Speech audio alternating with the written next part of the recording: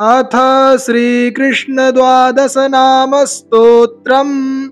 श्रीकृष्ण उवाच किं ते नाम सहस्रेण विज्ञातेन तवार्जुन तानि नामानि विज्ञाय नरः पापैः प्रमुच्यते।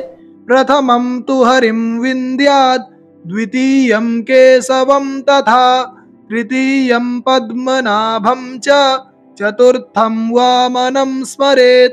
पंचमं वेदगर्भं तु षष्ठं च मधुसूदनं सप्तमं वासुदेवं च वराहं चाष्टमं तथा नवमं पुण्डरीकाक्षं दशमं तु जनार्दनं कृष्णमेकादशं विन्द्यात् द्वादशं श्रीधरं तथा एतानि द्वादश नामानि विष्णु प्रोक्ते विधीयते।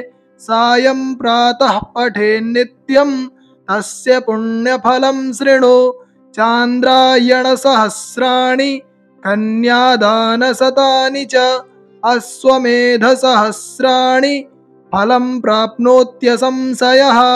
अमायां पौर्णमास्यां च द्वादश्यां तु विशेषतः प्रातः काले पठेन्नित्यं सर्वपापैः प्रमुच्यते। श्रीकृष्ण उवाच किं ते नाम सहस्रेण विज्ञातेन तवार्जुन तानि नामानि विज्ञाय नरः पापैः प्रमुच्यते। प्रथमं तु हरिं विन्द्यात् द्वितीयं केशवं तथा तृतीयं पद्मनाभं च चतुर्थं वामनं स्मरेत्। पंचमं वेदगर्भं तु षष्ठं च मधुसूदनं सप्तमं वासुदेवं च वराहं चाष्टमं तथा नवमं पुण्डरीकाक्षं दशमं तु जनार्दनं कृष्णमेकादशं विन्द्यात् द्वादशं श्रीधरं तथा एतानि द्वादश नामानि विष्णु प्रोक्ते विधीयते। सायं प्रातः पठेन्नित्यं तस्य पुण्यफलं शृणु। चान्द्रायण सहस्राणि कन्यादानशतानि च अश्वमेध सहस्राणि फलं प्राप्नोत्यसंशयः। अमायां पौर्णमास्यां च द्वादश्यां तु विशेषतः प्रातः काले पठेन्नित्यं सर्वपापैः प्रमुच्यते। श्रीकृष्ण उवाच किं ते नाम सहस्रेण विज्ञातेन तवार्जुन तानि नामानि विज्ञाय नरः पापैः प्रमुच्यते। प्रथमं तु हरिं विन्द्यात् द्वितीयं केशवं तथा तृतीयं पद्मनाभं च चतुर्थं वामनं स्मरेत्।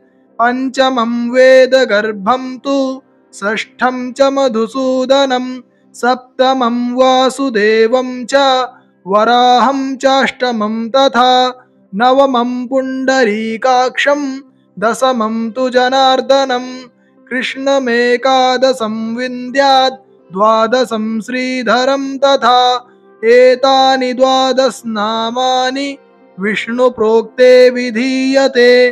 सायं प्रातः पठेन्नित्यं तस्य पुण्यफलं शृणु। चान्द्रायण सहस्राणि कन्यादानशतानि च अश्वमेध सहस्राणि फलं प्राप्नोत्यसंशयः। अमायां पौर्णमास्यां च द्वादश्यां तु विशेषतः प्रातः काले पठेन्नित्यं सर्वपापैः प्रमुच्यते। श्रीकृष्ण उवाच किं ते नाम सहस्रेण विज्ञातेन तवार्जुन तानि नामानि विज्ञाय नरः पापैः प्रमुच्यते। प्रथमं तु हरिं विन्द्यात् द्वितीयं केशवं तथा तृतीयं पद्मनाभं च चतुर्थं वामनं स्मरेत्।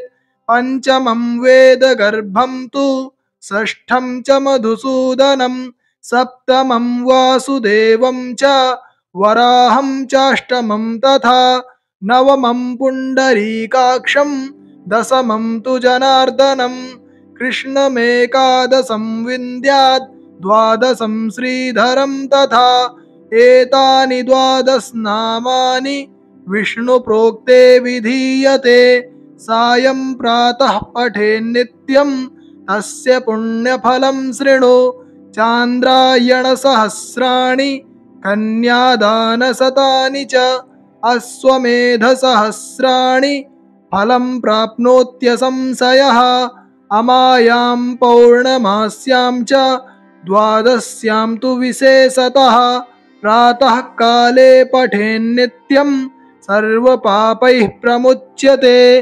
श्रीकृष्ण उवाच किं ते नाम सहस्रेण विज्ञातेन तवार्जुन तानि नामानि विज्ञाय नरः पापैः प्रमुच्यते प्रथमं तु हरिं विन्द्यात् द्वितीयं केशवं तथा तृतीयं पद्मनाभं च चतुर्थं वामनं स्मरेत् पंचमं वेदगर्भं तु षष्ठं च मधुसूदनं सप्तमं वासुदेवं च वराहं चाष्टमं तथा नवमं पुण्डरीकाक्षं दशमं तु जनार्दनं कृष्णमेकादशं विन्द्यात् द्वादशं श्रीधरं तथा एतानि द्वादशनामानि विष्णुप्रोक्ते विधीयते सायं प्रातः पठेन्नित्यं तस्य पुण्यफलं शृणु चान्द्रायणसहस्राणि कन्यादानशतानि च अश्वमेधसहस्राणि फलं प्राप्नोत्यसंशयः अमायां पौर्णमास्यां च द्वादश्यां तु विशेषतः प्रातःकाले पठेन्नित्यं सर्वपापैः प्रमुच्यते। श्रीकृष्ण उवाच किं ते नाम सहस्रेण विज्ञातेन तवार्जुन तानि नामानि विज्ञाय नरः पापैः प्रमुच्यते प्रथमं तु हरिं विन्द्यात् द्वितीयं केशवं तथा तृतीयं पद्मनाभं च चतुर्थं वामनं स्मरेत् पंचमं वेदगर्भं तु षष्ठं च मधुसूदनं सप्तमं वासुदेवं च वराहं चाष्टमं तथा नवमं पुण्डरीकाक्षं दशमं तु जनार्दनं कृष्णमेकादशं विन्द्यात् द्वादशं श्रीधरं तथा एतानि द्वादशनामानि विष्णुप्रोक्ते विधीयते सायं प्रातः पठेन्नित्यं तस्य पुण्यफलं शृणु चान्द्रायणसहस्राणि कन्यादानशतानि च अश्वमेधसहस्राणि फलं प्राप्नोत्यसंशयः अमायां पौर्णमास्यां च द्वादश्यां तु विशेषतः प्रातःकाले पठेन्नित्यं सर्वपापैः प्रमुच्यते। श्रीकृष्ण उवाच किं ते नाम सहस्रेण विज्ञातेन तवार्जुन तानि नामानि विज्ञाय नरः पापैः प्रमुच्यते प्रथमं तु हरिं विन्द्यात् द्वितीयं केशवं तथा तृतीयं पद्मनाभं च चतुर्थं वामनं स्मरेत् पंचमं वेदगर्भं तु षष्ठं च मधुसूदनं सप्तमं वासुदेवं च वराहं चाष्टमं तथा नवमं पुण्डरीकाक्षं दशमं तु जनार्दनं कृष्णमेकादशं विन्द्यात् द्वादशं श्रीधरं तथा एतानि द्वादशनामानि विष्णुप्रोक्ते विधीयते सायं प्रातः पठेन्नित्यं तस्य पुण्यफलं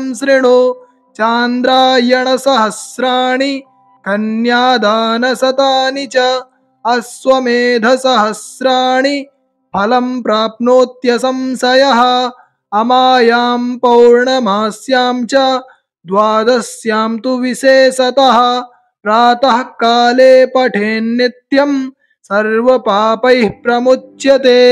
श्रीकृष्ण उवाच किं ते नाम सहस्रेण विज्ञातेन तवार्जुन तानि नामानि विज्ञाय नरः पापैः प्रमुच्यते। प्रथमं तु हरिं विन्द्यात् द्वितीयं केशवं तथा तृतीयं पद्मनाभं च चतुर्थं वामनं स्मरेत्। पंचमं वेदगर्भं तु षष्ठं च मधुसूदनं सप्तमं वासुदेवं च वराहं चाष्टमं तथा नवमं पुण्डरीकाक्षं दशमं तु जनार्दनं कृष्णमेकादशं विन्द्यात् द्वादशं श्रीधरं तथा एतानि द्वादशनामानि विष्णुप्रोक्ते विधीयते। सायं प्रातः पठेन्नित्यं तस्य पुण्यफलं शृणु। चान्द्रायणसहस्राणि कन्यादानशतानि च अश्वमेधसहस्राणि फलं प्राप्नोत्यसंशयः।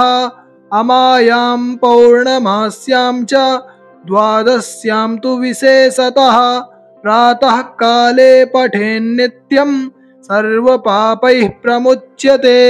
श्रीकृष्ण उवाच किं ते नाम सहस्रेण विज्ञातेन तवार्जुन तानि नामानि विज्ञाय नरः पापैः प्रमुच्यते। प्रथमं तु हरिं विन्द्यात् द्वितीयं केशवं तथा तृतीयं पद्मनाभं च चतुर्थं वामनं स्मरेत्। पंचमं वेदगर्भं तु षष्ठं च मधुसूदनं सप्तमं वासुदेवं च वराहं चाष्टमं तथा नवमं पुण्डरीकाक्षं दशमं तु जनार्दनं कृष्णमेकादशं विन्द्यात् द्वादशं श्रीधरं तथा एतानि द्वादशनामानि विष्णुप्रोक्ते विधीयते। सायं प्रातः पठेन्नित्यं तस्य पुण्यफलं शृणु। चान्द्रायणसहस्राणि कन्यादानशतानि च अश्वमेधसहस्राणि फलं प्राप्नोत्यसंशयः। अमायां पौर्णमास्यां च द्वादश्यां तु विशेषतः प्रातः काले पठेन्नित्यं सर्वपापैः प्रमुच्यते।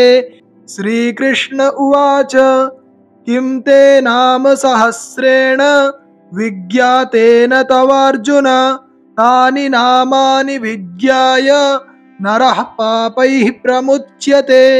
प्रथमं तु हरिं विन्द्यात् द्वितीयं केशवं तथा तृतीयं पद्मनाभं च चतुर्थं वामनं स्मरेत्।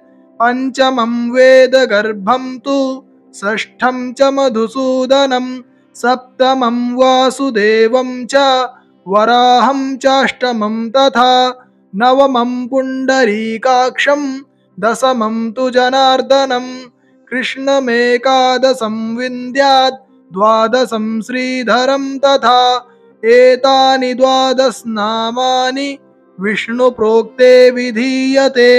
सायं प्रातः पठेन्नित्यं तस्य पुण्यफलं शृणु। चान्द्रायणसहस्राणि कन्यादानशतानि च अश्वमेधसहस्राणि फलं प्राप्नोत्यसंशयः। अमायां पौर्णमास्यां च द्वादश्यां तु विशेषतः प्रातः काले पठेन्नित्यं सर्वपापैः प्रमुच्यते। श्रीकृष्ण उवाच किं ते नाम सहस्रेण विज्ञातेन तवार्जुन तानि नामानि विज्ञाय नरः पापैः प्रमुच्यते। प्रथमं तु हरिं विन्द्यात् द्वितीयं केशवं तथा तृतीयं पद्मनाभं च चतुर्थं वामनं स्मरेत्। पंचमं वेदगर्भं तु षष्ठं च मधुसूदनं सप्तमं वासुदेवं च वराहं चाष्टमं तथा नवमं पुण्डरीकाक्षं दशमं तु जनार्दनं कृष्णमेकादशं विन्द्यात् द्वादशं श्रीधरं तथा एतानि द्वादशनामानि विष्णुप्रोक्ते विधीयते सायं प्रातः पठेन्नित्यं तस्य पुण्यफलं शृणु चान्द्रायणसहस्राणि कन्यादानशतानि च अश्वमेधसहस्राणि फलं प्राप्नोत्यसंशयः अमायां पौर्णमास्यां च द्वादश्यां तु विशेषतः प्रातःकाले पठेन्नित्यं सर्वपापैः प्रमुच्यते इति श्रीमन्महाभारतेरण्यपर्वणि कृष्णद्वादशनामस्तोत्रं सम्पूर्णम्।